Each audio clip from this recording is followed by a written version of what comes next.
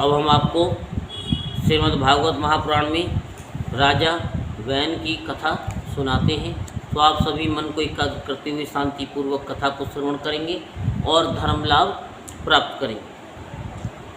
तो मैत्री जी कहते हैं, विदुर जी, सभी लोगों की कुशल चाहने वाली भृगु आदि मुनियों ने देखा कि अंग के चले जाने से अब पृथ्वी की रक्षा करने वाला कोई नहीं रह गया है। सब लोग पशुओं के समान उच्च श्रृंखल होते जा रहे हैं। तब उन्होंने माता सुनीता की सम्मति से मंत्रियों के सहमत न होने पर भी वैन को भूमंडल के राजपद पर अभिषिक्त कर दिया। वैन बड़ा कठोर शासक था। जब चोर डाकुओं ने सुना कि वही राज सिंहासन पर बैठा है, तब सर्प से डरे हुए चूहों के समान वे सब तुरंत ही जहाँ था छिप गए। राज्य शासन पाने पर वैन आठों लोकपालों की ऐश्वर्य कला के कारण उन्मत्त हो गया और अभिमानवश अपने को ही सबसे बड़ा मानकर महापुरुषों का अपमान करने लगा। वह ऐश्वर्य मद से अंधा हो रथ पर चढ़कर निरंकुश गजराज के समान पृथ्वी और आकाश को खपाता हुआ सर्वस्व विचरने लगा। कोई भी द्विजातीय वर्ण का पुरुष कभी किसी प्रकार का यज्ञ दान और हवन न करे। अपने राज्य में ये ढिंढोरा पिटवा कर उसने सारे धर्म कर्म बंद करवा दिए। दुष्ट वैन का ऐसा अत्याचार देख सारे ऋषि मुनि एकत्रित हुए और संसार पर संकट आया समझकर करुणावश आपस में कहने लगे, अहो, जैसे दोनों और जलती हुई लकड़ी के बीच में रहने वाली चींटी आदि जीव महान संकट में पड़ जाते हैं, वैसे ही इस समय सारी प्रजा एक और राजा के और दूसरी और चोर डाकुओं के अत्याचार से महान संकट में पड़ रही है। हमने अराजकता के भय से ही अयोग्य होने पर भी वैन को राजा बनाया था, किंतु अब उससे भी प्रजा को भय हो गया है। क्या हो गया? भय हो गया। ऐसी अवस्था में प्रजा को किस प्रकार सुख शांति मिल सकती है? सुनीता की कोख से उत्पन्न हुआ यह वैन स्वभाव से ही दुष्ट है, परंतु सांप को दूध पिलाने के समान इसको पालना और पालने वालों के लिए भी अनर्थ का कारण हो गया है। हमने इसे प्रजा की रक्षा करने के लिए नियुक्त किया था, ये आज उसी को नष्ट करने पर तुला हुआ है।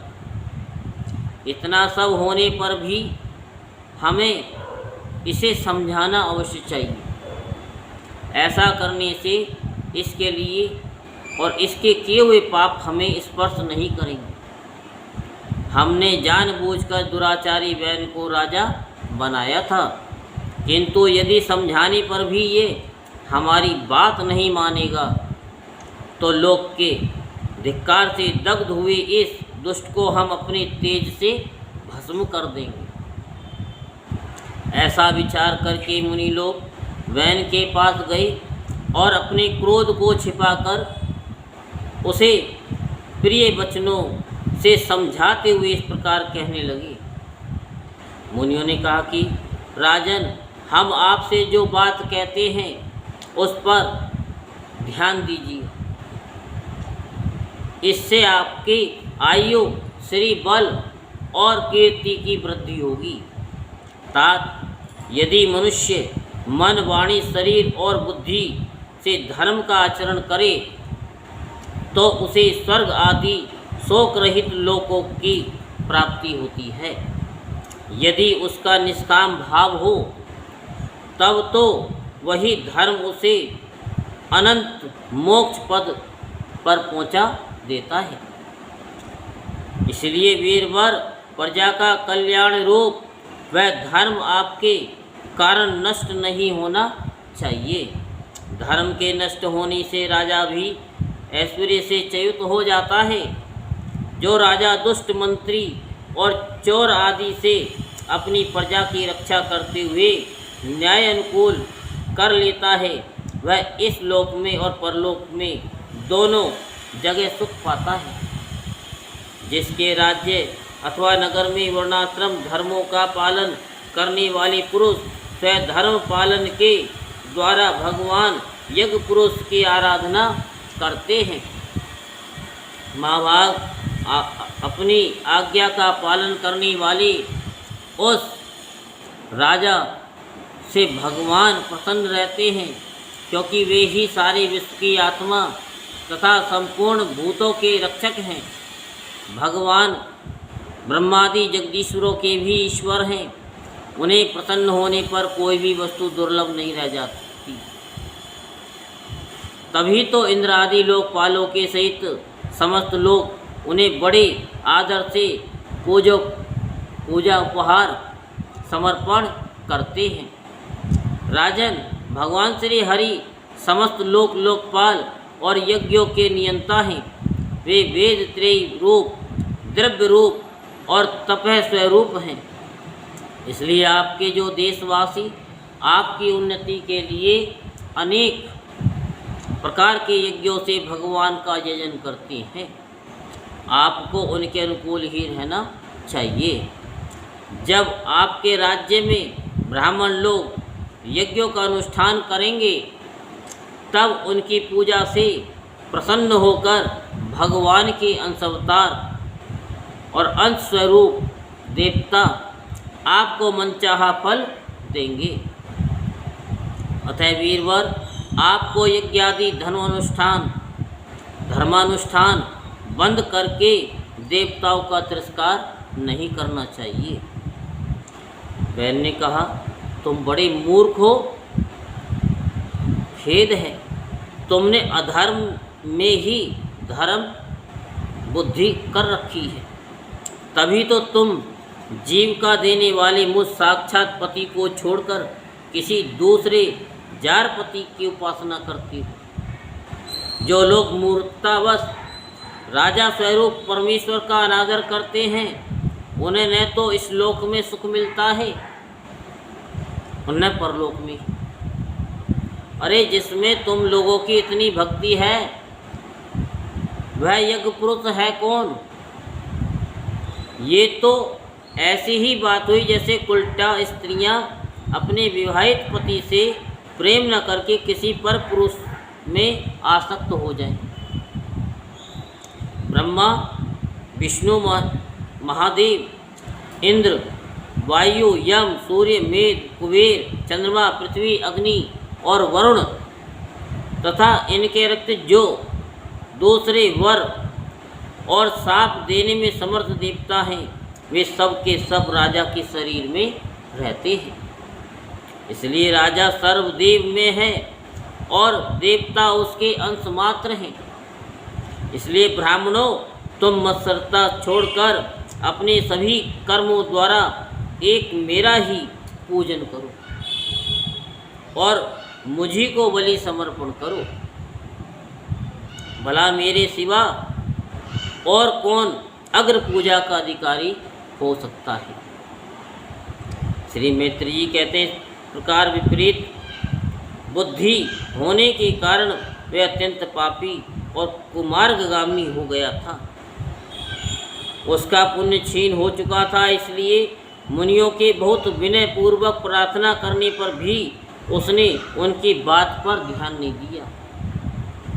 कल्याण रूप विदुर जी, अपने को बड़ा बुद्धिमान समझने वाली बहन ने जब उन मुनियों का इस प्रकार अपमान किया तब अपनी मांग को व्यर्थ हुई देख वे उस पर अत्यंत कुपित हो गए। मार डालो, इस स्वभाव से ही दुष्ट पापी को मार डालो। ये यदि जीता रह गया तो कुछ ही दिनों में संसार को अवश्य भस्म कर डालेगा। ये दुराचारी किसी प्रकार राज सिंहासन के योग्य नहीं है, क्योंकि ये निर्लज्ज साक्षात यज्ञपति श्री विष्णु भगवान की निंदा करता है। अहो, जिनकी कृपा से इसे ऐसा श्री मिला, उस श्री हरि की निंदा अभागे वैन को छोड़कर और कौन कर सकता है। इस प्रकार अपने छिपे हुए क्रोध को प्रकट कर उन्होंने उसे मारने का निश्चय कर लिया। वह तो भगवान की निंदा करने के कारण पहले ही मर चुका था, इसलिए वे केवल हुंकारों से ही उन्होंने उसका काम तमाम कर दिया। जब मुनिगण अपने अपने आश्रमों में चले गए, तब इधर वैन की शोकाकुला माता सुनीता मंत्र आदि के बल से तथा अन्य युक्तियों से अपने पुत्र के शव की रक्षा करने लगी। एक दिन वे मुनिगण सरस्वती के पवित्र जल में स्नान कर अग्निहोत्र से निवृत्त हो नदी के तीर पर बैठे हुए हरि चर्चा कर रहे थे। उन दिनों लोगों में आतंक फैलाने वाले बहुत से उपद्रव होते देखकर वे आपस में कहने लगे, आजकल पृथ्वी का कोई रक्षक नहीं है, इसलिए चोर डाकू के कारण उसका कुछ अमंगल तो नहीं होने वाला है। ऋषि लोग ऐसा विचार कर ही रहे थे कि उन्होंने सब दिशाओं में धावा करने वाले चोरों और डाकू के कारण उठी हुई बड़ी भारी धूल देखी। देखते ही वे समझ गए कि राजा वैन के मर जाने के कारण देश में अराजकता फैल गई है, राज्य शक्तिहीन हो गया है और चोर डाकू बढ़ गए हैं। ये सारा उपद्रव लोगों के धन लूटने वाले तथा एक दूसरे के खून के प्यासे लुटेरों का ही है। अपने तेज से अपना तपोबल से लोगों को ऐसी कुप्रवृत्ति से रोकने में समर्थ होने पर भी ऐसा करने में हिंसा आदि दोष देखकर उन्होंने इसका कोई निवारण नहीं किया।